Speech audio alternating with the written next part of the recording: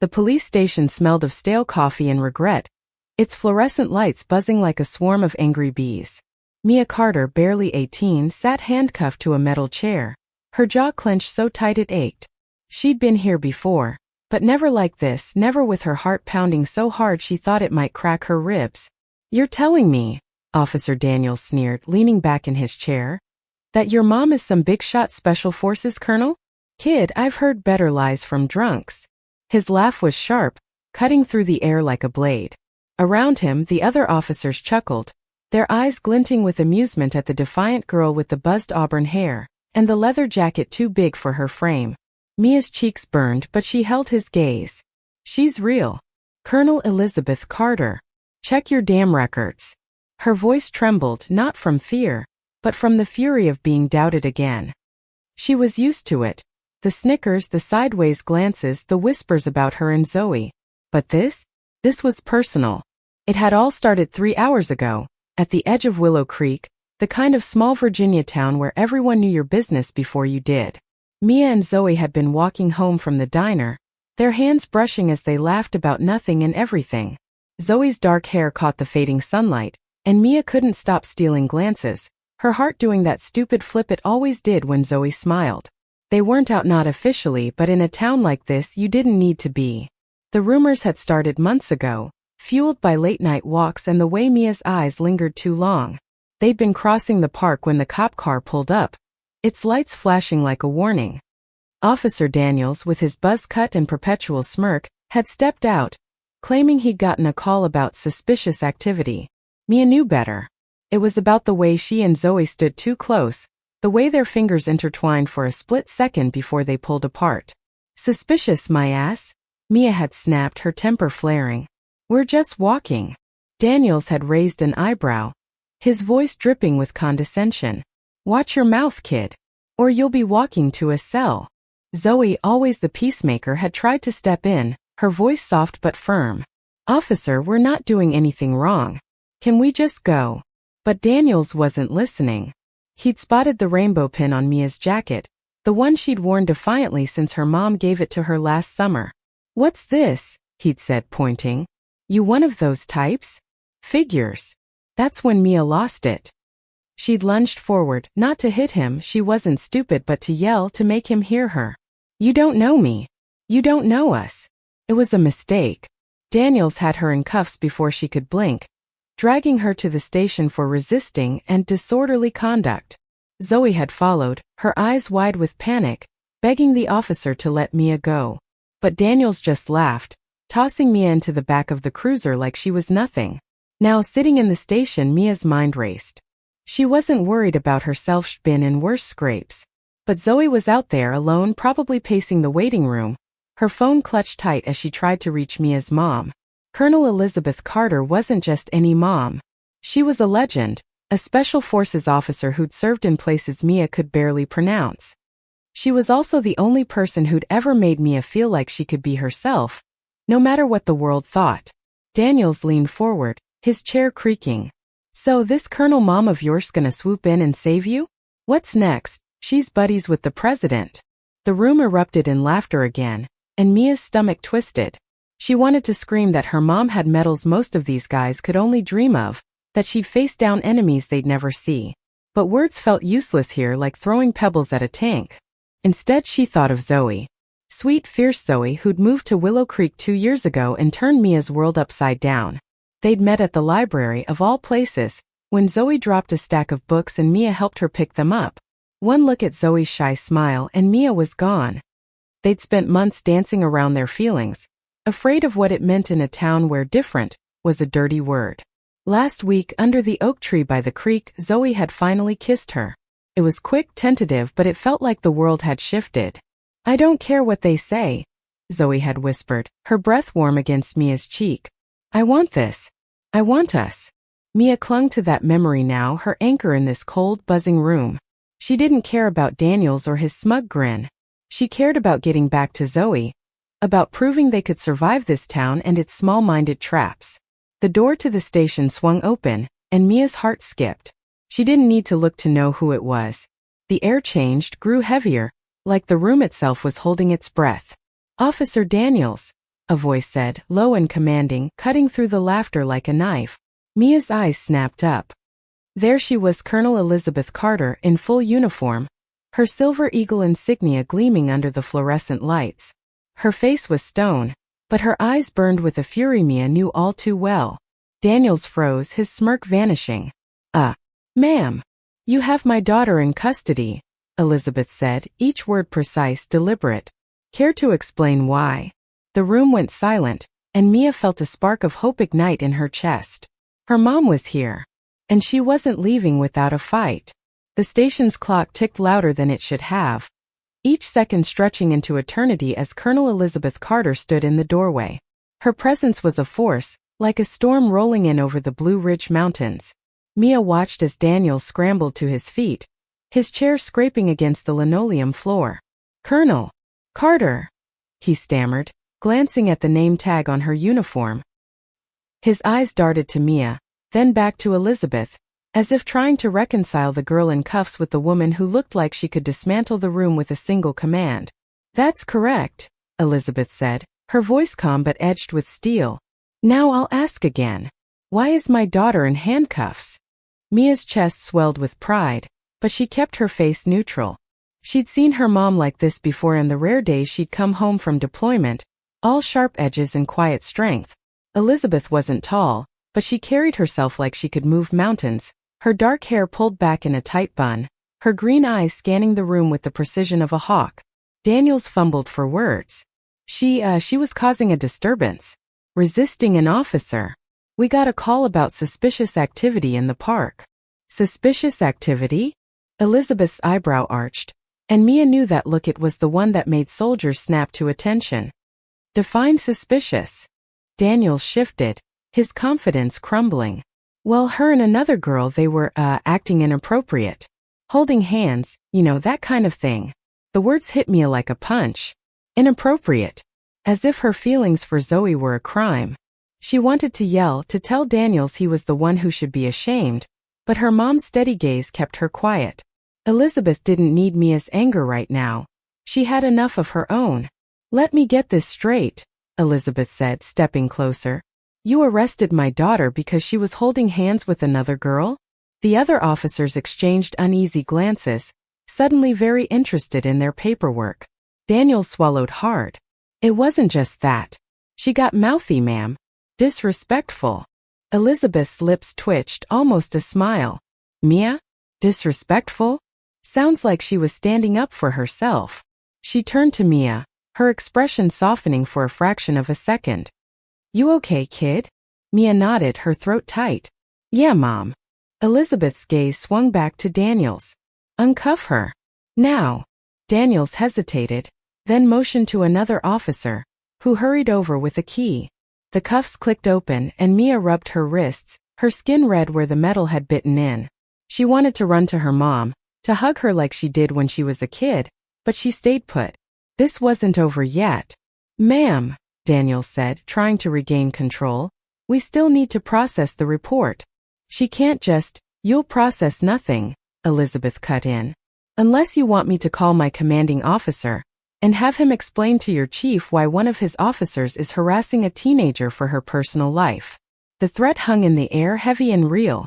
Mia knew her mom didn't bluff. Elizabeth had spent 20 years in the military, climbing from enlisted soldier to colonel through sheer grit. She'd faced worse than a small-town cop with a chip on his shoulder. Daniels opened his mouth, then closed it.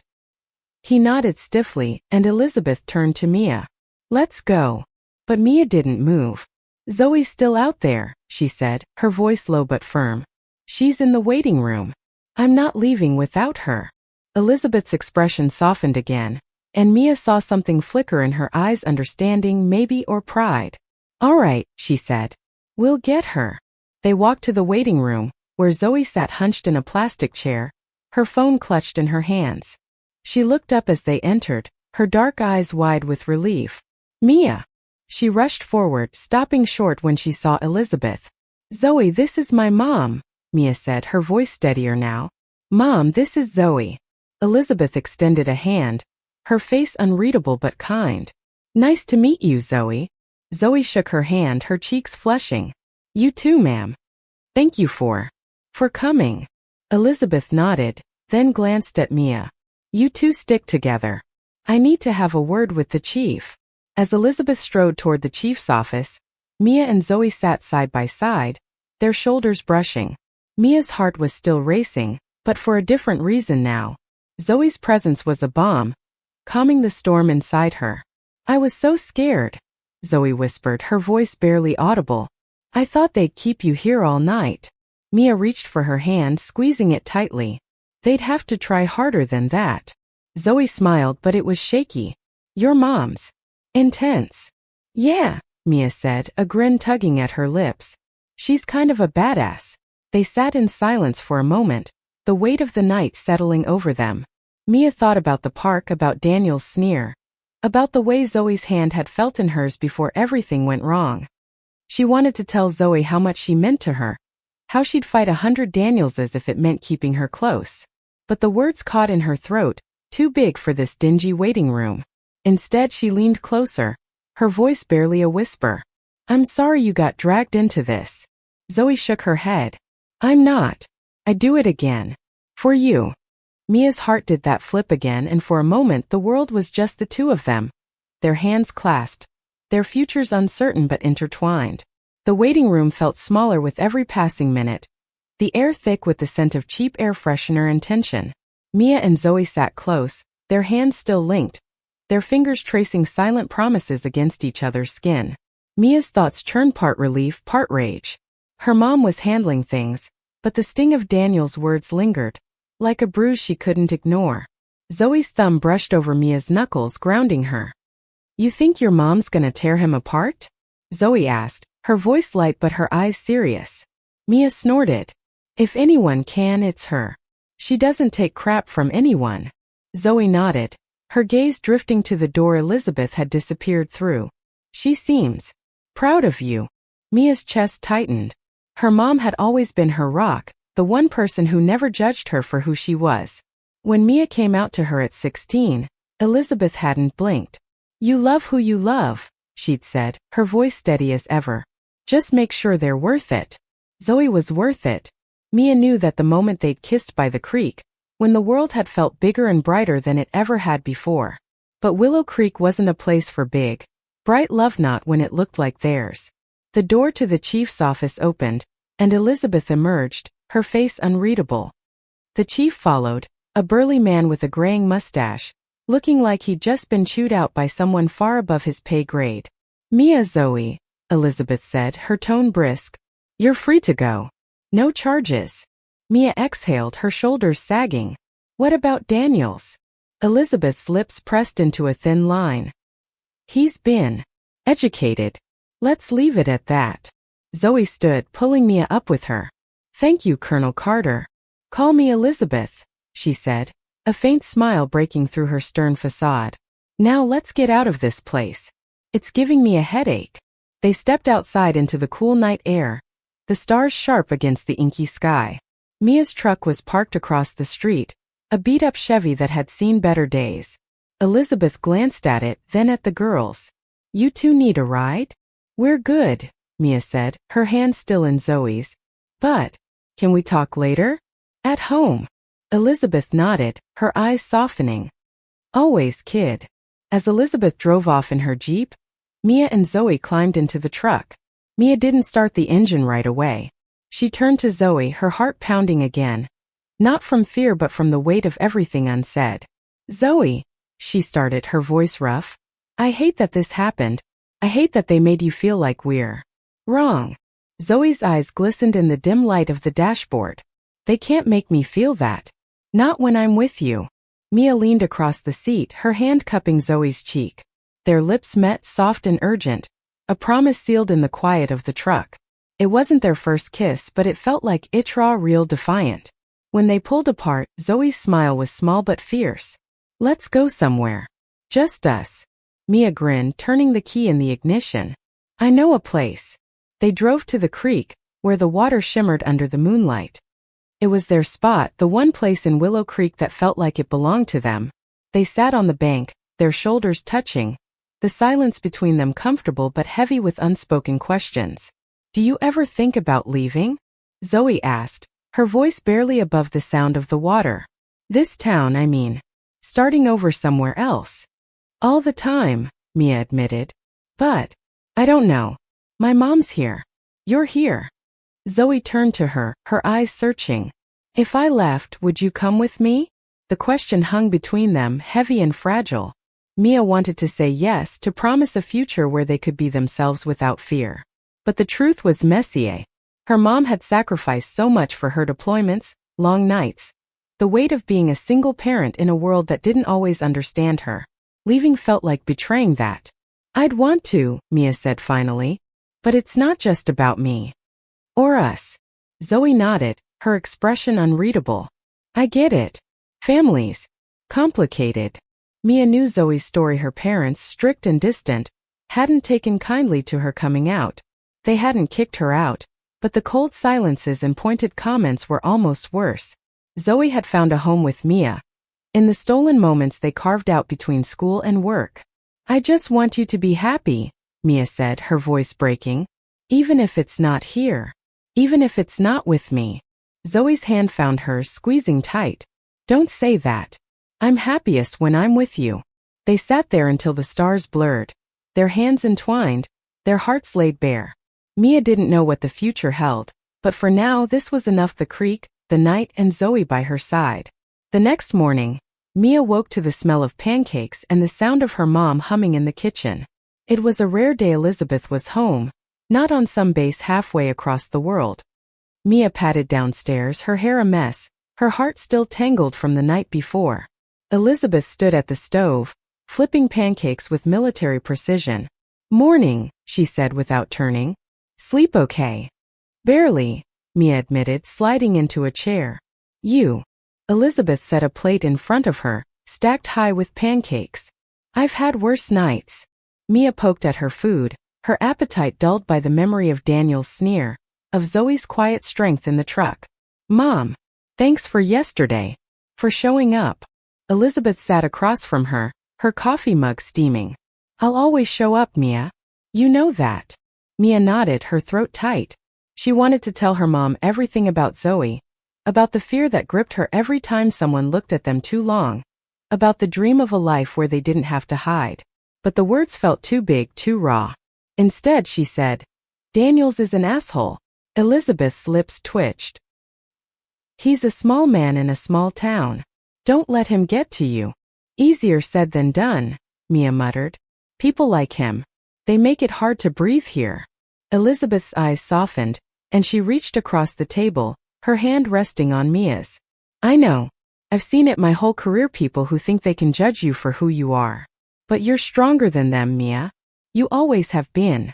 Mia wanted to believe her, but the weight of Willow Creek pressed down on her.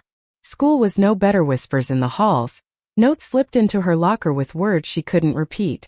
She and Zoe had learned to keep their heads down, but last night had changed something. It wasn't just about them anymore. It was about fighting back. Later that day, Mia met Zoe at the diner, where they shared a booth and a plate of fries. Zoe's hair was tied back, her sweater sleeves rolled up, revealing the bracelet Mia had given her for her birthday, a simple leather cord with a tiny star charm. You okay? Zoe asked, dipping a fry in ketchup. Mia shrugged. Getting there. You. Zoe's smile was small but genuine. Better now. They ate in silence for a while, the diner's jukebox playing an old country song. Mia's eyes kept drifting to Zoe, to the way her fingers moved, the way her laugh lit up the room. She wanted to freeze this moment, to keep it safe from the world outside. But the world had other plans. The door chimed and a group of kids from school walked in, their eyes landing on Mia and Zoe like hawks spotting prey. One of them, a guy named Kyle, smirked and whispered something to his friends. The laughter that followed was sharp, cutting. Mia's fists clenched under the table. Ignore them, Zoe said, her voice low. I'm trying, Mia said through gritted teeth. But Kyle wasn't done. He sauntered over, his grin wide. Hey Carter. Heard you got arrested last night. What, you and your girlfriend causing trouble again? The word girlfriend dripped with mockery, and Mia's blood boiled. She stood, her chair scraping loudly. Say it again, Kyle. I dare you. Zoe grabbed her arm. Mia, don't. But Mia was done holding back. No, I'm sick of this. Sick of all of you. Kyle laughed, but there was a flicker of unease in his eyes. Chill, Dyke. Just having fun. The word hit like a slap, but before Mia could lunge, the diner's owner, a gruff woman named Martha, stepped in. Out, she said, pointing at Kyle. You don't get to talk like that in my place. Kyle muttered something but left, his friends trailing behind. Mia sank back into the booth, her hands shaking. Zoe reached for her, her touch steadying. You didn't have to do that, Zoe said softly. Yeah, I did, Mia said, her voice raw. I'm not letting them win. Zoe's eyes shone with something Mia couldn't name, pride, maybe, or love. You're braver than you think. Mia wanted to argue, to say she was just angry, not brave. But Zoe's hand in hers made her feel like maybe, just maybe, she could be both. That night, Mia lay awake, staring at the ceiling. She thought about Zoe's question by the creek about leaving, about starting over. It was a dream she'd had 1,000 times, but now it felt closer, more real. She didn't know how to make it happen, but for the first time she believed it was possible. Weeks passed and Willow Creek didn't change, but Mia did. She walked taller, her rainbow pin gleaming defiantly on her jacket. Zoe was by her side, their hands brushing more often, their laughter louder. They weren't hiding anymore, not from Daniels, not from Kyle, not from anyone. Elizabeth noticed the shift. One evening as they washed dishes together, she said, "You're different lately. Stronger." Mia shrugged, scrubbing a plate. "Just tired of being scared." Elizabeth smiled, a rare, full smile that made her look younger. "Good. Fear's a lousy way to live." Mia thought about that as she and Zoe planned their future. College was a year away, and they'd started looking at schools in bigger cities, Richmond maybe, or DC, places where they could blend in, where love didn't come with a target on your back. Elizabeth promised to help, her connections opening doors Mia hadn't dared dream of. But the past wasn't done with them. One afternoon as Mia and Zoe walked through the park, Daniel's cruiser rolled by. He didn't stop, but his glare was enough to make Mia's stomach twist. She squeezed Zoe's hand, refusing to look away. "He's not worth it," Zoe said, her voice steady. "I know," Mia said, "but I'm done letting him think he's got power over us." That night at the creek, Mia pulled Zoe close, their foreheads touching. "I want to leave," she said, the words spilling out before she could stop them. "Not tomorrow, not next week, but soon. With you." Zoe's eyes widened, then softened. "You mean it?" "More than anything," Mia said. "I don't care where we go, as long as it's together." Zoe kissed her long and slow, the world fading away. "Then let's do it," she whispered. "Let's build a life." Months later they stood at the edge of Willow Creek, their bags packed, their hearts full. Elizabeth was there, her eyes misty but proud. "You'll call," she said, pulling Mia into a hug. "Every day," Mia promised. Zoe hugged Elizabeth too, her voice quiet. "Thank you. For everything." Elizabeth nodded, her voice thick. "Take care of each other." As they drove away, the town shrinking in the rearview mirror, Mia felt a weight lift. Willow Creek had tried to break them, but it hadn't. They'd faced sneers and cuffs and whispers, and they'd come out stronger. Zoe reached for her hand, her star charm glinting in the sunlight. "Ready for this?"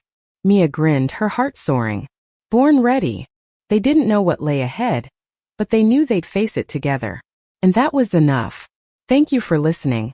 Don't forget to like and subscribe to stay updated with the latest videos.